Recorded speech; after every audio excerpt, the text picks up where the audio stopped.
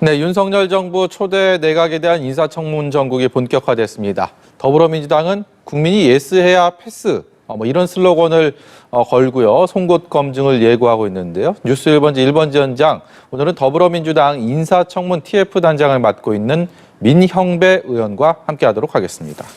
어서 오세요. 반갑습니다. 인사청문 TF, 인사 검증의 기준이 과연 무엇일까? 앞서 소개할 때는 국민이 예스해야 패스다라고는 말을 소개를 해드렸는데 정확한 기준은 무엇입니까? 크게는 세 가지 잡았습니다. 하나는 근래 우리 사회가 굉장히 급변하고 있잖아요. 예. 이 시대 상황에 조응하는 정책 역량을 갖췄는가. 두 번째는 공직자에게는 공인으로서의 자세, 태도 이런 게 중요한데 이른바 공직윤리를 충분히 국민 눈높이에 맞도록 내면화하고 있는가. 그리고 마지막으로는 대개 우리는 인사를 하면 적재적소라 그래서 훌륭한 인사를 적당히 갖다 앉히는 방식으로 갑니다. 예. 제가 이제 노무현 대통령 모시고 인사관리 행정관을 했는데요. 네. 노무현 대통령의 인사 방식은 적소적재였습니다. 그러니까 이 지금 직무나 직위에 어떤 과제가 있고 무슨 문제를 풀어야 하는가. 그래서 어떤 역량이 요구되는가. 제가 지금 그 검증 과정을 이렇게 좀 준비하면서 보니까 제일 걱정되는 게 뭐냐면 인사 기준이 없어요. 예. 저희들이 검증 기준을 만들려면 우리가 이러이런 기준에 따라서 인사를 했습니다. 추천을 했습니다. 내정을 했습니다. 해야 거기에 맞는 그 기준을 우리 나름대로 설정을 하고 할 거 아닙니까? 근데 그걸 안 내놓잖아요. 그냥. 네. 뭐 실력, 뭐 상식, 공정 뭐 이렇게만 얘기를 하고 있거든요. 당선인이. 예. 그 좀 인사가 좀 체계적이지 못하다 이런 느낌을 받는 거죠. 그래서 저희들이 지금 정책 역량, 공직윤리, 적소적재 원리 이렇게 이제 좀 설정을 하고 그걸 기준으로 삼고 있습니다. 이 기준이 없다, 그리고 체계적이지 못하다라는 지적을 해주셨는데 이것은 또 공격수와 수비수의 입장이 어떻게 전환되느냐에 따라서 또 보는 잣대가 다르지 않습니까? 그러니까 그런 그 공격수 수비수의 입장에 따라서 다른 기준을 적용하게 되면 혼란스럽잖아요. 예. 그러니까 먼저 우리는 이런 이유 때문에 이 자리에 이런 역량이 필요해서 이런 분을 추천한다. 이게 원래 이제 미국에서는 인사청문회라고 하는 게 인사권의 분점 개념이에요. 행정부하고 의회가 대의기관이 분점하는 개념이거든요. 근데 여기는 지금 우리는 어떻게 돼 있냐면 인식이 우리가 권리로서 인사를 추천을 하고 예. 여러분은 견제하고 검증만 하세요. 이렇게 돼 있거든요. 그러니까 분점을 한다면 그렇게 되는 거죠. 그쪽에서 이를테면 노미네이션을 하면 이쪽에서는 그 서티파이를 해주는 거거든요. 예. 그러니까 컨퍼메이션이라고 하는데 그러니까 확인을 해주는 겁니다. 네. 그래 그렇게 추천을 했는데 우리가 보니까 맞아. 그러니까 거기는 인사청문회가 우리처럼 이렇게 격렬하지 않아요. 그러니까 그러려면 기준을 먼저 제시해주고 이런 기준으로 했는데 적절한지 한번 봐주세요. 해야지 룰이 생기고 그 룰에 따라서 검증을 하게 되는데 이게 좀 잘 안 되는 게 되게 아쉬운 대목이죠. 그럼 단도직입적으로 예. 지금 세운 것 기준 하에서 한덕수 국무총리 후보자는 예스입니까? 패스입니까? 예. 페일입니까? 그 부분은 국민이 예스하면 패스다 이렇게 말씀드렸지 않습니까? 그러니까 지금까지 나온 것만 봐도 국민들이 예스하기 쉽지 않을 것 같아요. 그러면 패스가 아니라 페일리어가 되는 거죠. 예. 그러니까 학점으로 치면 이제 F학점이 되는 겁니다. 그리고 요즘 표현을 하자면 그게 이제 낙마라고 하는 건데 예. 지금까지 나온 것만 가지고도 저는 쉽지 않다고 봅니다. 지금까지 나온 것 중에서 가장 건 심각한 건 무엇이라고 생각하세요? 제일 큰 건 이해충돌 문제인 것 같아요. 지금까지 사실 이해충돌은 이제 이해충돌 방지법이 이제 그 발의가 돼서 이미 이제 통과를 했기 때문에 5월 19일 그 언제부터 이제 시행이 될 겁니다. 근데 이제 이해충돌이라는 게 사적 이익과 공적 이익이 부딪히는 부분이잖아요. 근데 이분이 이제 부동산을 가지고 임대하는 누구는 임대왕이라고 그렇던데 예. 이걸 보면 당시 맡고 있던 업무가 그쪽에서 그 관계돼 있는 기업들, 해외 기업들하고 연결이 돼 있단 말이에요. 예. 요거는 이제 사적 이익과 공적 이해가 충돌하는 지점이죠. 이게 제일 큰 것 같고 그게 이제 부동산 의혹으로 나오는 거고요. 그 다음에는 아마 이것도 이제 구체적인 과정을 좀 봐야 될 겁니다만은 그 자문료라고 하는 거. 예. 법률가가 아닌 분인데 이렇게 엄청난 보통 사람들은 상상할 수 없는 특히 이제 저희들이 파악해본 바로는 최고치라고 해요. 지금까지 비법률가가 받은 자문료 중에 최고치다 이렇게 예. 지금 알려져 있거든요.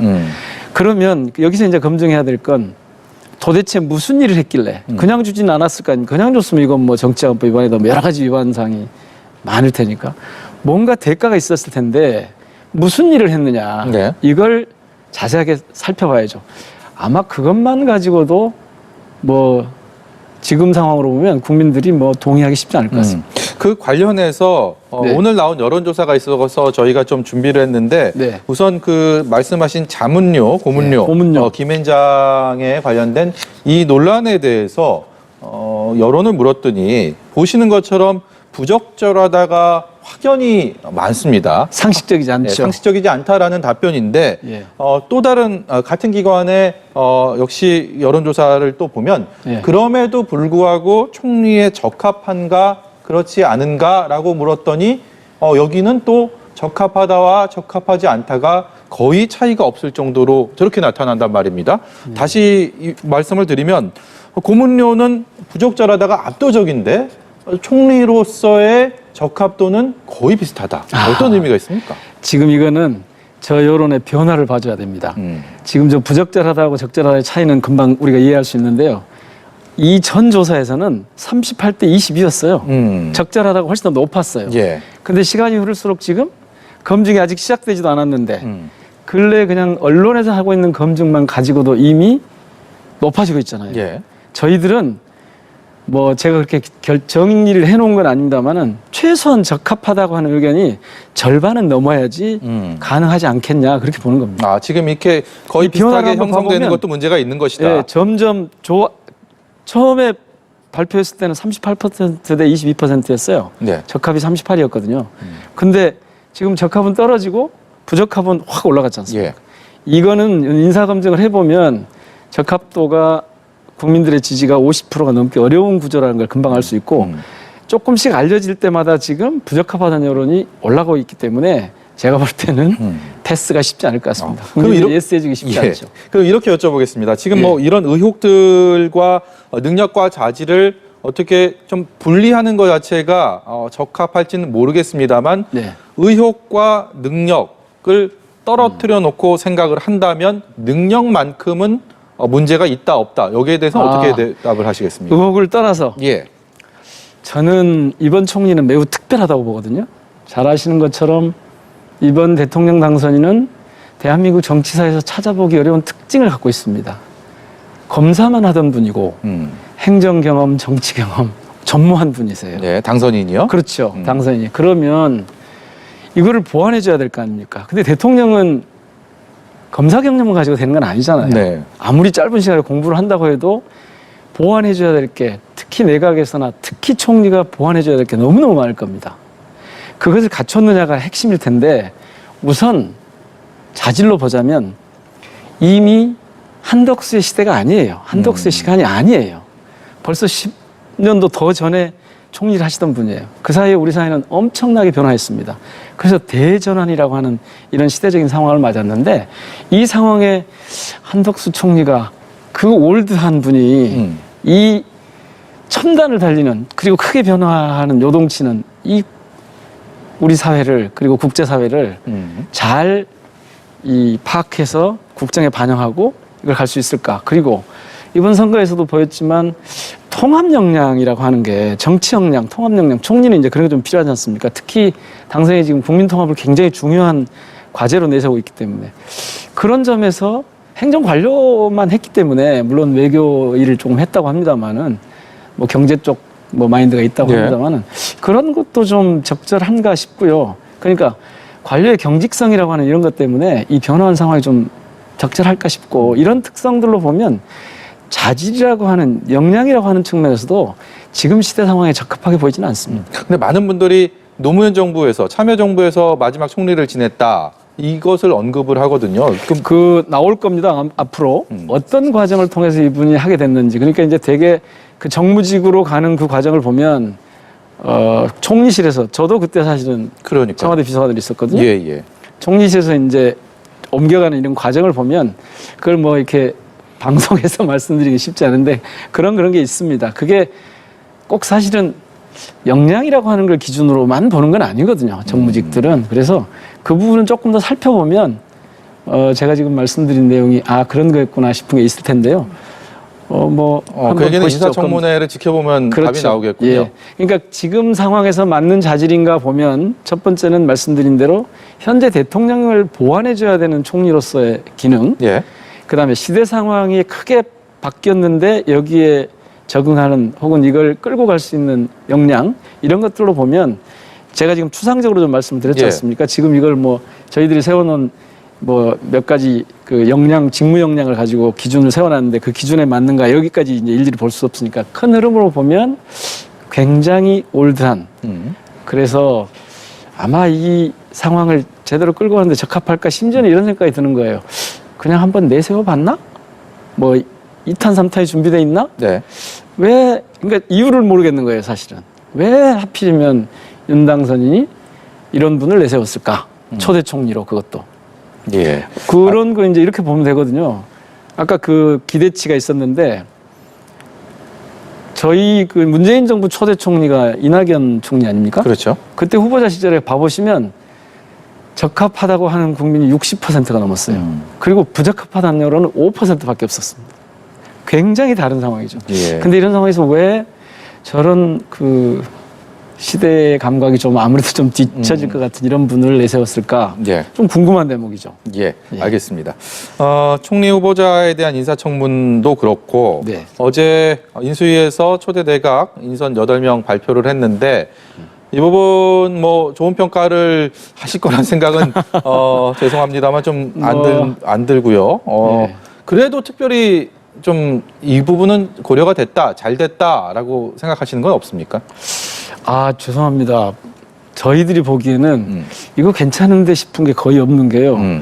그래도 혹시 좀 그 기준을 유일하게 밝힌 게 지금 실력, 상식, 공정 아닙니까? 이런데 좀 맞는 분들로 됐을까 하고 들여다봤는데 예. 아직 이제 검증이 시작된 건 아닙니다만은 네. 또 청문요청서가 오지도 않았으니까요. 혹시라도 했는데 전혀 혹은 역시나 이렇게 지금 결론이 나는 게 인수위 때도 저희가 오선함이라고 그렇게 평가가 됐는데 이번에는 경육남 그렇게 얘기를 해요. 경상도 출신의 60대 남성. 예. 이거 그냥 조금 혹독하게 표현하면 오직 영남에서만 환영받을 인선? 이런 생각이 들고 실력을 가지고 저희들이 한번 제가 좀 조금 이렇게 봤는데 예를 들면 국토부 장관 후보자 원희룡 후보 글쎄요. 부동산이나 이 정책적으로 국토 관련한 그런 게 연결이 좀 되십니까? 안 되시죠. 안 되잖아요. 이런 걸 알지. 또는 무슨 기재부 장관 후보도 민생경제를 국회에서 법안을 낼 때마다 발목 잡기만 했던 분이거든요. 이를테면 제가 하나하나 다 말씀드리기엔 시간이 없습니다만은 거기다가 어떤 분은 당선인의 친구인 경우도 있고 이게 그냥 혹독하게 이렇게 표현하는 분들이 있더라고요. 내부자들의 부당거래였다. 예, 알겠습니다. 지금으로서는 더 저희들이 좀 검증을 해봐야겠습니다만 지금으로서는 긍정적인 평가를 할 만한 요소를 찾기가 참 없습니다. 아쉽습니다. 예. 이 전면적인 인사다 보니까 이제 인사청문회도 그야말로 동시다발적으로 열릴 텐데 네. 그럴 경우에는 이제 검증에 있어서도 물리적으로 한계가 있을 수밖에 없지 않을까라는 단순한 생각이 듭니다. 이 화력을 집중할 타깃을 정해놓고 인사청문회를 하는 것이 기존의 이 정치권에서 봐왔던 관례이기 때문에 예. 과연 그런 타깃이라는 게 있을지 아니면 정말 모든 역량을 총동원해서 전반적인 검증이 과연 가능할지 이렇게 여쭤보겠습니다. 타겟 없습니다. 시중에 몇 사람을 낙마시켜야 된다느냐 하는 그런 얘기가 있는데 적어도 준비팀에서는 저희가 이제 인사청문회 준비 TF인데요. 여기에서 특정인을 혹은 특정 비율을 낙마시키겠다 이런 거 해놓고 하지 않고요.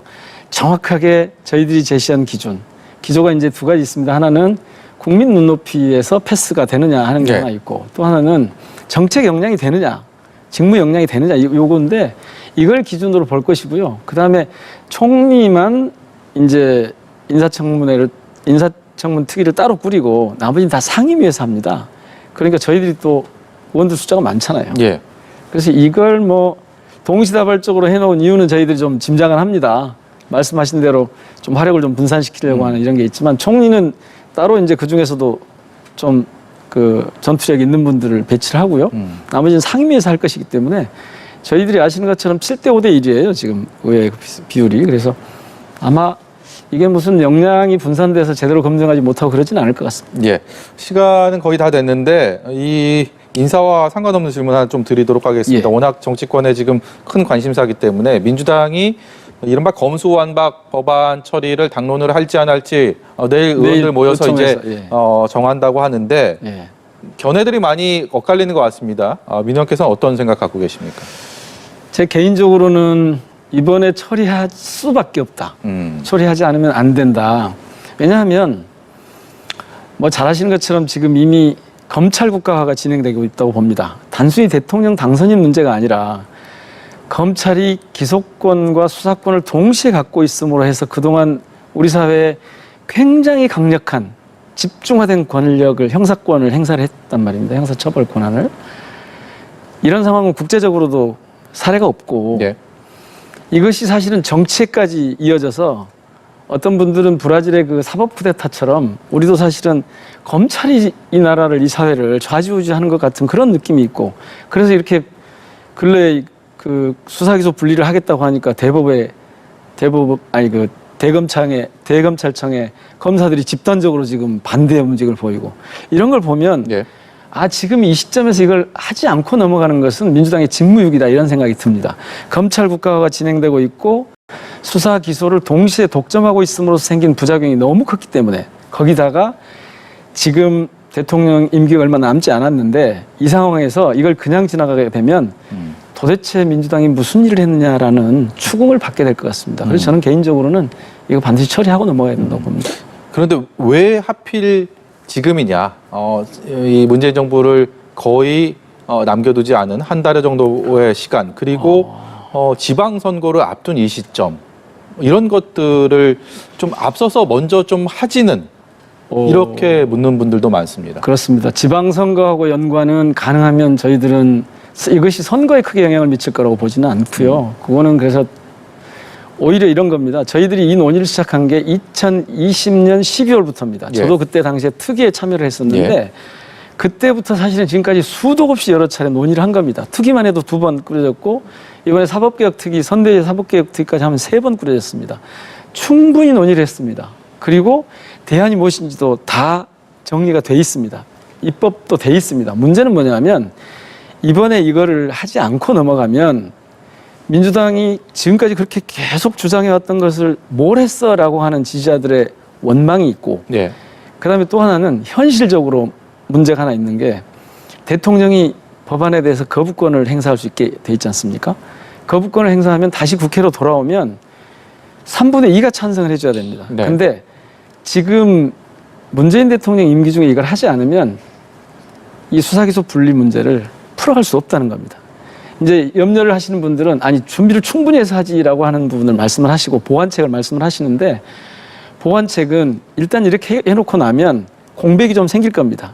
그런데 그 공백이 그렇게 우리 사회를 뭐 이렇게 혼란스럽게 할 만큼은 공백은 아니라는 게 저희들 판단이고요. 그 과정을 놓고 이미 준비되어 있는 안을 차분하게 현실적으로 검증을 해볼 필요가 있습니다.